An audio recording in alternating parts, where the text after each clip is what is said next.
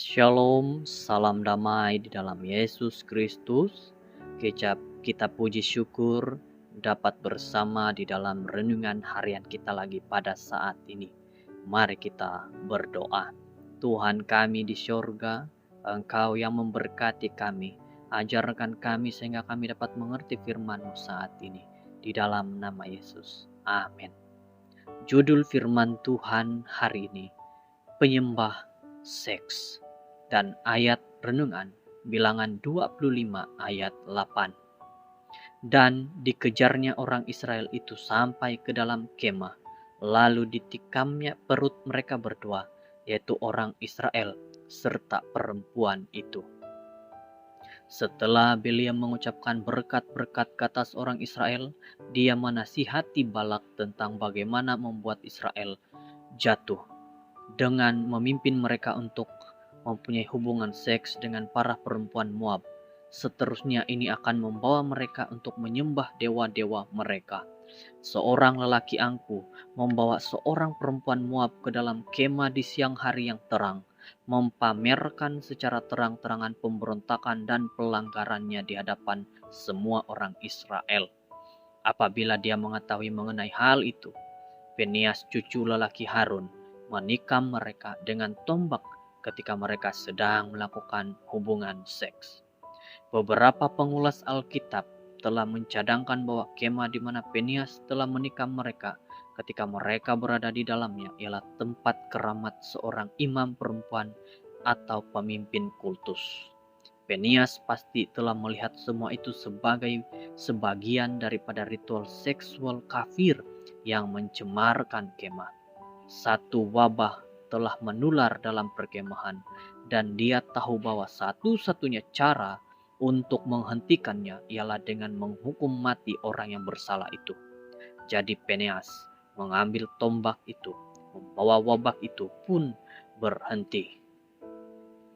Penyembahan berhala ialah satu kekejian bagi Tuhan dan dilarang dalam 4 hukum yang pertama. Tuhan juga menemukan salah laku seksual sebagai suatu yang menjijikkan. Malah dia mendedikasikan 2 hukum untuk dosa yang khusus itu. Hukum yang ke-7 dan hukum yang ke-10. Apalagi yang lebih teruk daripada kombinasi 2 dosa itu dengan menggunakan seks sebagai sebagian daripada kultus atau upacara keagamaan. Lelaki ini mempunyai keberanian yang keterlaluan untuk berbuat demikian secara terang-terangan dan dengan angkuh. Jika ia tidak ditangani dengan segera, seluruh jemaat itu akan dicemari dan dimusnahkan. Langkah drastik ini menyelamatkan Israel daripada habis dibinasakan sepenuhnya. Oleh karena setan tidak berjaya menguasai Bileam untuk mengutuk Israel, maka dia menggunakan muslihat untuk membuatkan mereka keji kepada Tuhan, menyebabkan penarikan berkat-berkat Tuhan daripada mereka. Setan menggunakan teknik yang sama hari ini. Dengan sangat berjaya, pengaruh dari media elektronik terus-menerus secara diam-diam menyerang hidup kita. Adegan-adegan intim yang sepatutnya disimpan untuk privasi di ranjang perkawinan digambarkan secara tetap dalam film dan television. Pornografi yang dulunya disediakan kepada majalah dan teater gelap saja, sekarang boleh didapati secara meluas daripada privasi rumah kita atau dalam telepon pintar kita. Budaya hari ini menghanyutkan kita ke dalam pengejaran keseronokan dan penyembahan berhala. Satu-satunya keselamatan yang kita ada ialah dengan mati kepada dosa, supaya kita akan hidup bagi Tuhan.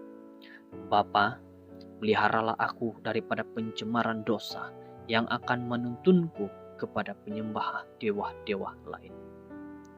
Bapa, biarlah pelajaran yang sudah kami dengar ini menjadi kekuatan bagi kami, supaya kami melihat kepada Tuhan dan bukan melihat kepada hal-hal dosa.